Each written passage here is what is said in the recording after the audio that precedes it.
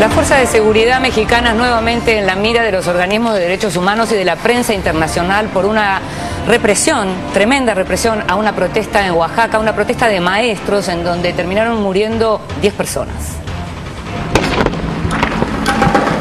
¡Tírenlos a las orillas! Tlatlaya, Apatzingán, Tanuato, Ayotzinapa y ahora Nochixtlán. Casi como una constante, desde el inicio de su mandato, el presidente mexicano Enrique Peña Nieto afronta una nueva investigación internacional por las graves y reiteradas violaciones a los derechos humanos por parte de fuerzas de seguridad durante su gobierno.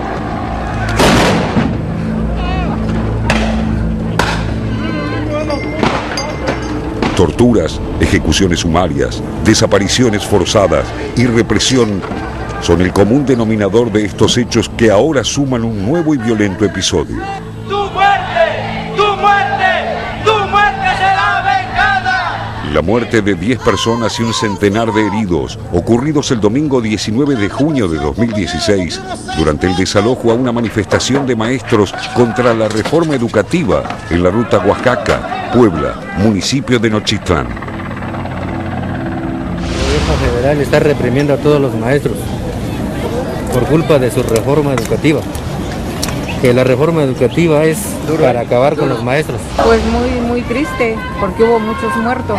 Aunque todos quieran, dicen que no es cierto, pero sí es cierto. La policía estatal toma el control sobre este operativo para desalojar a maestros de la sección 22. Aunque en un principio las fuerzas de seguridad negaron portar armas de fuego, imágenes de la prensa y de particulares obligaron a las autoridades a admitir su uso para defenderse de supuestas personas armadas infiltradas en la protesta.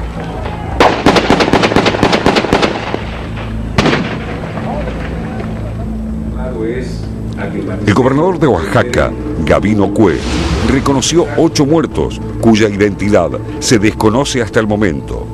53 civiles lesionados, 55 policías heridos y 21 detenidos. Otras 2 personas murieron en otra manifestación en la vecina Juchitán, entre ellas el periodista Elpidio Ramos Zárate. Mientras la Policía Federal reconoce que los disparos no provinieron de los maestros, la Coordinadora Nacional de los Trabajadores de la Educación policías de originar los disturbios a través de infiltrados para después reprimir. Ellos fueron al lugar donde estaban nuestros compañeros movilizándose pacíficamente. Ellos fueron allá, ellos fueron a agredir y ellos son los responsables. Al igual que con la desaparición de los 43 estudiantes de Ayotzinapa, la Comisión Nacional de Derechos Humanos ya inició una investigación de los hechos y un grupo de observadores del Alto Comisionado de la ONU reclamó al gobierno mexicano un proceso judicial independiente. La resistida reforma educativa está incluida en el paquete de medidas estructurales impulsadas en el Pacto por México.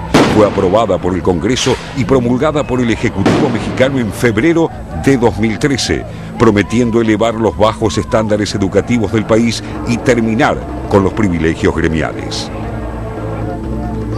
Con México ubicado en el último lugar del índice de calidad educativa elaborado por la OCDE entre 34 países, el gobierno asegura que busca con esta reforma terminar con un sistema educativo fallido y acabar con prácticas corruptas como los cargos vitalicios o comprados en las escuelas. Una práctica utilizada por el Sindicato Nacional de Maestros, varios de cuyos líderes acabaron presos, como su presidenta durante más de 20 años, Elba Ester Gordillo, condenada por lavado y defraudación fiscal. La implementación de la reforma, aplaudida por algunos sectores, es fuertemente resistida por la Coordinadora Nacional de Trabajadores de la Educación, o CNTE, el ala más radical de los gremios docentes. Manifestantes contrarios a la reforma educativa impulsada por el gobierno mexicano raparon y humillaron públicamente esta semana a los directores escolares por haber entregado a las autoridades listados de docentes que no fueron a trabajar por estar en huelga. Con fuerte presencia en Oaxaca, Chiapas, Guerrero y Michoacán, la CNTE representa a los maestros de los estados más pobres, habitados por pueblos originarios, quienes aseguran que la reforma busca acabar con sus derechos laborales y no contempla las tradiciones y lenguas indígenas. La ley establece que los maestros sean evaluados obligatoriamente para poder conservar su empleo y definir su promoción y estímulos. Una condición rechazada por la CNTE, impulsando desde hace meses protestas, piquetes, acampes y marchas. La represión y las muertes de Nochitlán forzaron a Peña Nieto a abrir el diálogo con los docentes. Se acordó, sí, buscar ruta, generar condiciones para distender las circunstancias que hoy tenemos en algunos puntos de estos estados y hacerlo de frente a la sociedad. Pero la violencia sigue siendo el lenguaje predominante para dirimir conflictos en México.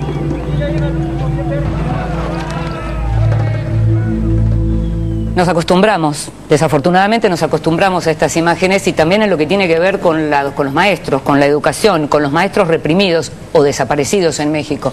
La violencia es una postal a la que nos estamos acostumbrando. Hablabas fuera de cámara, Natalia, de un informe sobre la violencia en México. Sí, el relator especial Christoph Heinz acaba de sacar un informe. ¿De las Naciones Unidas? Sí, él es de las Naciones Unidas, exactamente, y el informe dice que el derecho a la vida en México corre ya grave riesgo. Este grave riesgo consta de 3 o 4 aspectos que lo justifican. 1, deficiencia del sistema jurídico. 2, aumento enorme de la delincuencia organizada. Mayo fue el mes más violento desde 2012.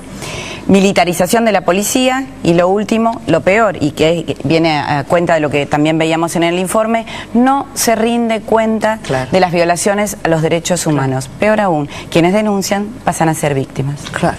Sí, es una situación compleja la de México también desde el punto de vista político, Inde. Vos sabés que en México los presidentes terminan su mandato, no hay golpe de Estado, no hay inestabilidad, todos cumplen sus 6 años de gobierno. Ahora asumen con una enorme expectativa, le pasó a Fox, le pasó a Calderón y le pasó a Peña Nieto, y se van con niveles bajísimos de legitimidad popular, de aprobación popular. Las encuestas coinciden en que una vez que se van, tienen 10, 5, 15% de legitimidad popular. Peña Nieto empezó temprano a perder. Sí, es un decrecimiento progresivo. Sí. Ahora, es una situación un poco análoga a la que hablábamos el programa pasado con Perú, donde también todos terminan su mandato en tiempo y forma. No es como Argentina, Bolivia, Venezuela, que hay golpes de Estado, pueblas, etcétera, pero se van muy mal y nunca más pueden volver. Claro. Y no es casual que esto ocurra en el sur de México. Estamos hablando de Oaxaca, pero podemos hablar de Guerrero y de Chiapas, que son los estados más pobres. Allí, en 1994, recordemos, apareció el Ejército Zapatista de Liberación Nacional con un reclamo muy parecido en aquel momento. Nos estamos yendo a un corte rapidísimo porque todavía tenemos más. Exactamente, y cuando volvamos crece la tensión entre Rusia y la OTAN. En una grave escalada, Vladimir Putin llamó a fortalecer la seguridad nacional contra lo que califica de actitud agresiva de la Alianza Atlántica. Se lo contamos en instantes en Televisión Pública Noticias Internacional. Ya volvemos.